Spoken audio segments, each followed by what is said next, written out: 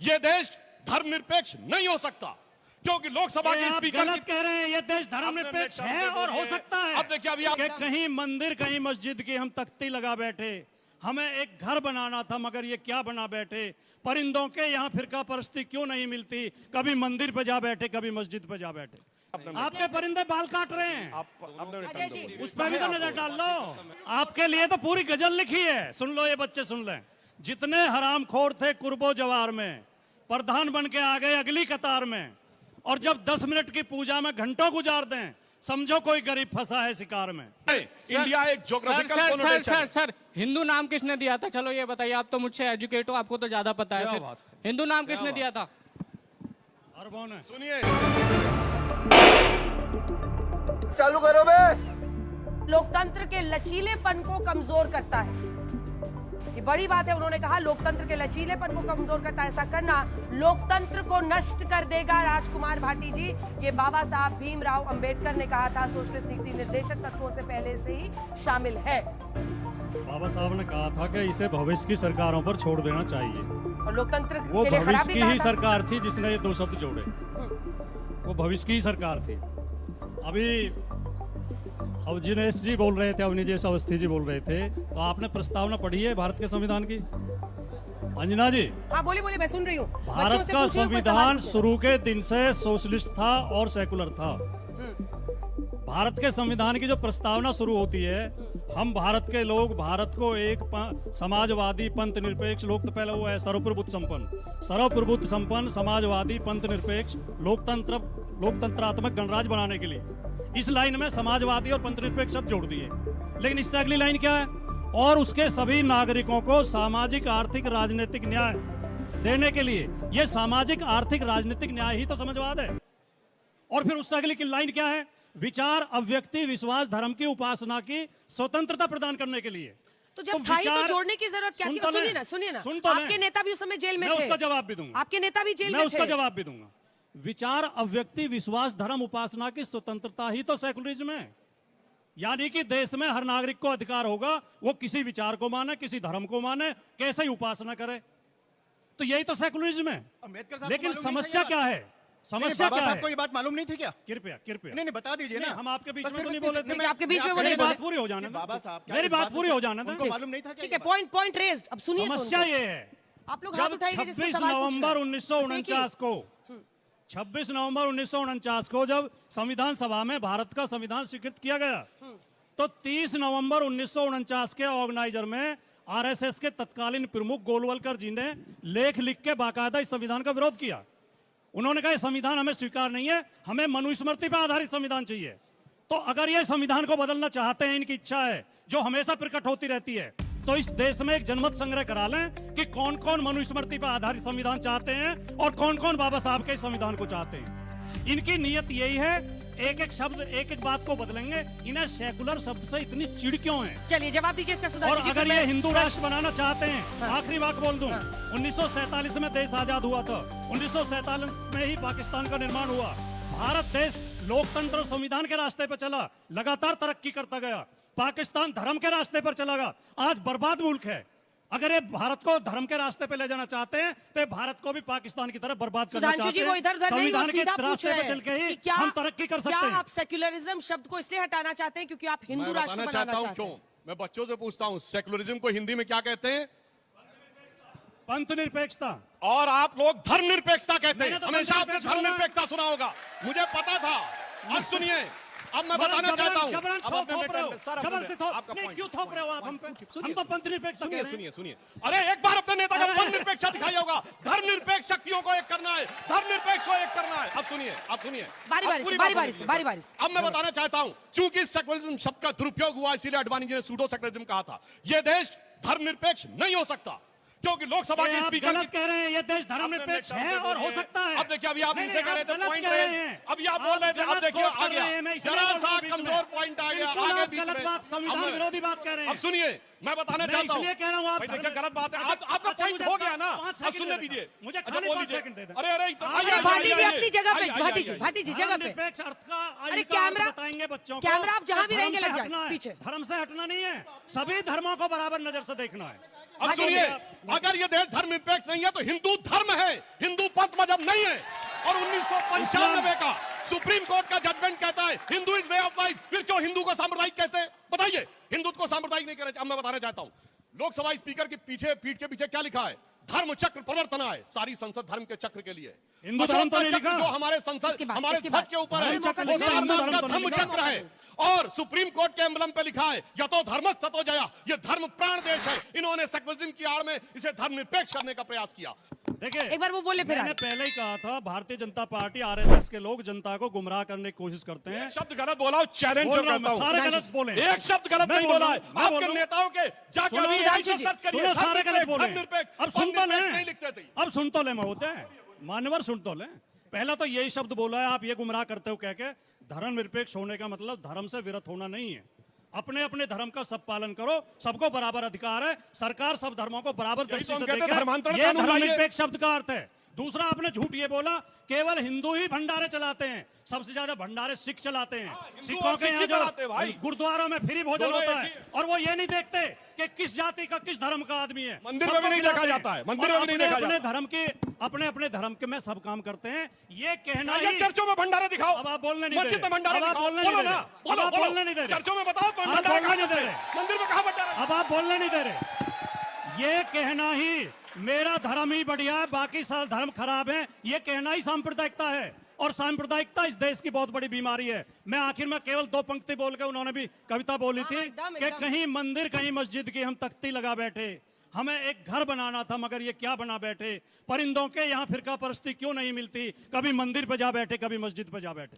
तो ये जो सांप्रदायिकता है, ये कोई बहुत बढ़िया चीज नहीं। सुनिए, इनके परिंदे जानते कैसे होते थे? वो उड़ते थे और एकदम हिंदू शहर में, हिंदू लोकेलिटी में, अयोध्या के बीच में जाके एक जगह बैठते थे, कहते थे ये मेरी मस्जिद। बाल काट रहे हैं लोगों के, आपके परिंदे बाल काट रहे हैं, उस पर भी तो नजर डाल लो। फिर सुनिए, अचानक काशी विश्वनाथ में वो परिंदे जाके कहते थे ये मेरी मस्जिद है। भाई ये परिंदे के साथ बलात्कार किया गया, आपके परिंदों ने किया।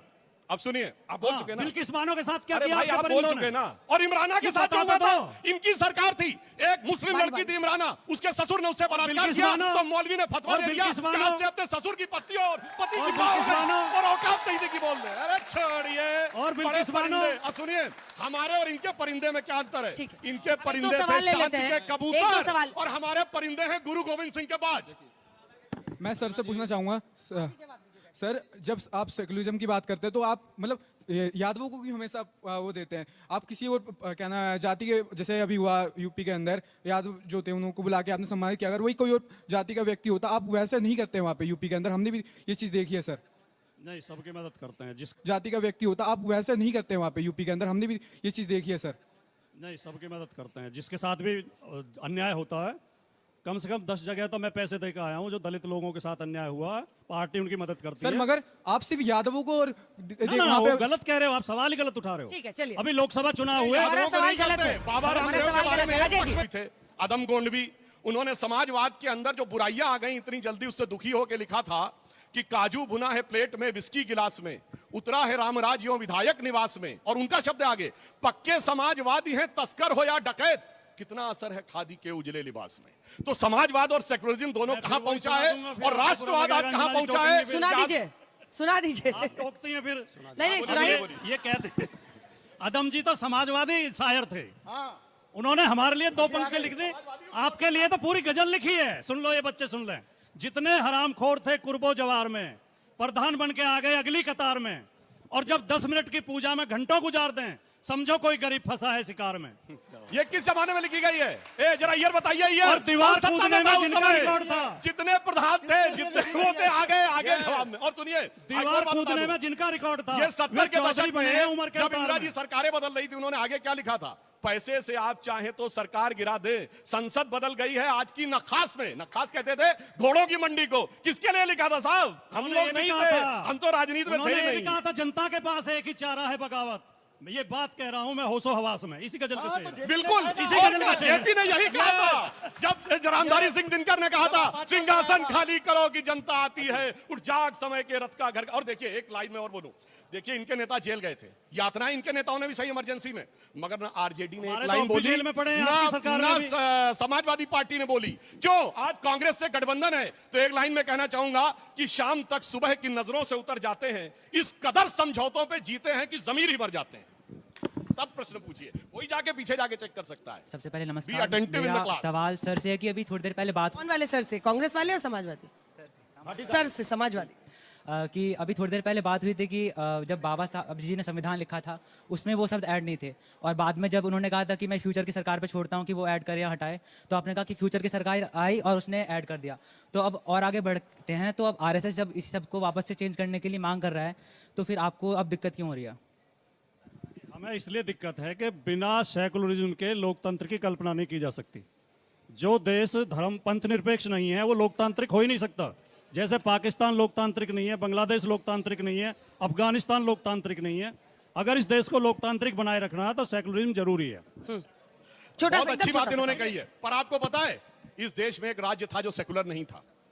पता है वो कौन राज्य था? 1976 में 42वां संविधान संशोधन जो हुआ, तो जम्मू कश्मीर को धारा 370 के तहत अधिकार था कि जब तक उसकी विधानसभा उसे अंगीकार नहीं करेगी, उसकी विधानसभा ने 6 साल का कार्यकाल अंगीकार किया, सेकुलर वर्ड को अंगीकार नहीं किया। 5 अगस्त 2019 को वो सेकुलर बना, मगर जो राज्य सेकुलर नहीं था वही सेकुलरिज्म का सबसे बड़ा अच्छा प्रतीक जी, था। छोटा सा ये रिपोर्ट। मुखौटा हम हटा- फिर मैं दो भाई तीन साहब सवाल भाई इधर साहब के आ जिस तरह से जाएंगे। सेकुलरिज्म आगे की परिभाषा कर रहे हैं और जिस तरह बार बार सेकुलरिज्म पर प्रश्न लगा रहे हैं, याद रखिए आप भारत के संविधान की आत्मा पर प्रश्न लगा रहे हैं और इसमें किसी को कोई आपत्ति नहीं है, क्योंकि पूरा देश देख रहा है। आरएसएस और भाजपा का काम ही है देश के संविधान पर प्रश्न लगाना, देश के धर्मनिरपेक्ष चरित्र पर प्रश्न लगाना और दिखावे में हिंदूवाद का नाम लेकर के सिर्फ सियासत करना। चुनाव बिहार का आ रहा है, इसलिए सारे नाटक नौटंकी चल रहे हैं। सच्चाई यह है कि इनकी सरकार 78 में जब थी उस समय चाहते तो संविधान संशोधन में इसको चेंज कर देते। आरएसएस कभी भी इस देश के संविधान को नहीं मानती है, न देश के तिरंगे को 2002 तक मांगनी थी, आज भी वो चाहते हैं। हसबोले जी का नाम मैं कहता हूं, वो होश में बोले, वो होश में कभी नहीं बोलते, इसीलिए वो देश के संविधान पर प्रश्न लगा रहे हैं। और मैं पुनः कहता हूं, ये देश की जनमानस, देश का गरीब, देश का दलित और किसान, नौजवान या महिलाएं कभी भी इस देश के संविधान से कोई भी समझौता नहीं करेगी। ये जितना भी चिल्ला ले और जितना भी प्रश्न लगा ले। मेरा सवाल सुधांशु सर से है। उन्होंने अभी अटल जी की पंक्तियों से अपनी बात का समापन करा था पहले, तो मैं ये कहना चाहता हूं कि अटल जी ने तो कहा था कि if India is not secular, India is not India at all. Atal Bihari Vajpayee ji ने तो ये भी कहा था कि चूंकि इस देश में हिंदू 82% है और अगर हिंदू ये सोचता है कि हिंदू के कुछ विशेषाधिकार होने चाहिए तो ये हिंदू के सोचने का तरीका है। अगर ये देश सेकुलर है तो आरएसएस और बीजेपी की वजह से नहीं है। क्या आप अटल जी की इस बात को जस्टिफाई करते हैं? बिल्कुल सही आपने कहा। आरएसएस और बीजेपी आज उस मूल हिंदुत्व के विचार के एकमेव संवाहक हैं भारत की राजनीति में। और यह देश सिर्फ इसलिए सेकुलर है चूंकि यह देश हिंदू है। इसलिए जिस इलाके में हिंदू कमजोर पड़ गए, कश्मीर में सेकुलरिज्म खत्म हो गया। सुनिए, मल्लापुरम एक जिला है केरल का जहां 70% मुस्लिम हो गए। 2013 में जाके चेक करिएगा, वहां की पंचायत ने, जिला परिषद ने प्रस्ताव पारित कर दिया कि लड़कियों की शादी की उम्र पूरे केरल में ही नहीं, मल्लापुरम में 16 साल कर दी जाए, चूंकि मुस्लिम बाहुल्य हो गया है। बताइए, भाई आपने उसको एक्सेप्ट कर लिया केरल की सरकार ने जून 2013। कोई जाके चेक करे। फिर सरकार ने जब विरोध हुआ तो 1 महीने बाद उन्होंने उसको विड्रॉ किया।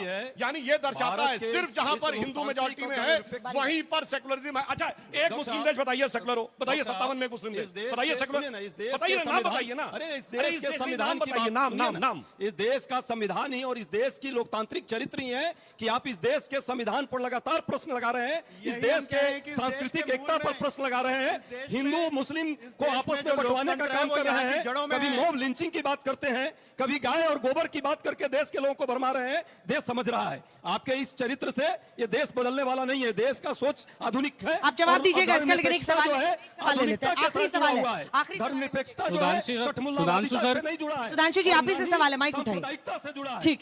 सर, पहले हम नीट देखते थे तो इसमें है ना आपका इंडिया नाम भी हटाने की कोशिश कर रहे थे आप। भारत, जैसे भारत था, संविधान में भारत और इंडिया लिखा पड़ा है, तो इंडिया की जगह आप भारत करने चाह रहे थे, ऐसा क्यों? इसका देश का नाम क्या, इंडिया है कि भारत है? भारत भी है और इंडिया भी भारत है। इंडिया अंग्रेजों का दिया गया नाम है। इंडिया और भारत में अंतर है। सुनिए, इंडिया एक ज्योग्राफिकल कॉनोटेशन है। सर, हिंदू नाम किसने दिया था? चलो ये बताइए, आप तो मुझसे एजुकेट हो, आपको तो ज्यादा पता है। हिंदू नाम किसने दिया था? अरबों ने। सुनिए, बताइए फिर। बृहस्पति आगम में लिखा है हिमालय के उत्तर और नाम किसने दिया समुद्र था के भाई उत्तर साहब? और हिमालय के दक्षिण में तद्देव निर्मितम देशम हिंदुस्थानम प्रचक्षते। मेरे भाई पढ़ना शुरू करो अपने देश के धर्म ग्रंथों को तो समझ में आएगा। और सुनिए, अब सुनिए पूरी बात। छत्रपति शिवाजी महाराज ने अपने साम्राज्य का नाम रखा हिंदवी स्वराज्य। उनके राज कवि भूषण ने उनके लिए लिखा राखी हिंदुवानी हिंदुवान का तिलक राखे स्मृति पुराने राखो वेद धुनि सूरी में और शाही के सपूत शिवराज शमशीर तेरी दिल्ली दल दाब के दीवाने राखे दुनि में। मेरे भाई पढ़िए, आज की जनरेशन से मैं कहूंगा देश को पढ़ो तब समझ में आएगा। पुराण से लेकर छत्रपति शिवाजी महाराज तक ने लिखा। अरे भाई साहब, देश के संविधान को भी पढ़िए, आप तो रायरेश्वर सांसद मंदिर हैं। में रायगढ़ में शपथ ली थी कि हिंदू साम्राज्य स्थापित करेंगे। सुधांशु जी जरा देश के संविधान को भी पढ़िए। आरएसएस के शाखा में आप और लगातार सुनिए, और करते तो रहे सुनिए, हैं और RSS सिर्फ छोड़िए। शाखा की बात आप करते एक मिनट, हैं। शाखा में जो रटाया गया है वो ज्ञान मत दीजिए। चलिए, देश अब के इनको एक संविधान ज्ञान की देते बात हैं। कीजिए। सुनिए, सामाजिक मैं सारे न्याय, करोड़ों दर्शकों से आर्थिक कहता हूं। न्याय और बोलिए, सबको बोलिए। जीने का अधिकार इस देश के संविधान ने दिया, गरीबों को भी या सामान्य वर्ग को भी और पूंजीपतियों को भी। जो आप सुनिए। समाजवाद की बात की जा रही है ठीक है। ये चेंजिंग डायमेंशन में ठीक है। अब समाजवादी स्वरूप आखिरी इस के देश दो में सवाल। आए। एक इन्होंने सवाल पूछा कि आपके पार्टी के संविधान में क्यों लिखा हुआ है, घुमा गए, जवाब नहीं दिया। एक बच्चे ने सवाल पूछा कि हिंदू शब्द किसने पहली बार दिया, तो पता नहीं किस किस की कोटेशन सुना दी, शिवाजी की, भूषण की। भाई कितनी अजीब बात है। सुन तो लो। शिवाजी को मैंने कोट किया, भूषण हुए उनकी शपथ को कोट 18वीं किया। शताब्दी साहब, में, थोड़ा शांत ध्यान भूषण रखिए। 18वीं शताब्दी में हुए, हिंदू शब्द 8वीं शताब्दी में आया है। पता नहीं ऐसा घुमाते हो आप सवालों को। सवाल भूषण के जवाब 18वीं नहीं देते शताब्दी कभी। में हुए। हाँ, आपसे कब मुझे हुए? उम्मीद नहीं थी भाई। कब हुए? शिवाजी के राज कभी थे। तो शिवाजी 1780 में शिवाजी 1700 कुछ में शिवाजी क्या थे। बात बोल रहे हैं? 18वीं शताब्दी 1700 कुछ हुए। में शिवाजी कुछ भी थे। आगे बोलने क्या लगेंगे। बात कर रहे हो आप? शिवाजी का कार्यकाल बताओ। भैया 1624 से 1680 1700 बोलो। नहीं, बोलो 1700 विवेक के साथ बोल रहा हूँ। तो 17वीं शताब्दी लगा लो। 18वीं शताब्दी। इसी के साथ तालियों के साथ आप सभी का बहुत बहुत